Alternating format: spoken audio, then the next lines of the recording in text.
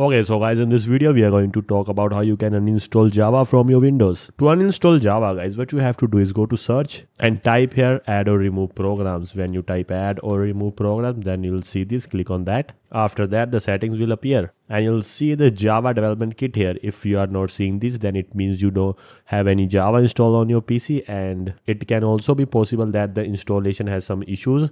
That's why it's not here, but if it's here, just click on that and click on uninstall. It will uninstall Java from your PC. But for some people it might not work if you don't see the Java here, but still you have Java. So what you can do is go to this PC, open this PC, then go to Windows C. Then you have to open program files. When you open program files, you will see Java here.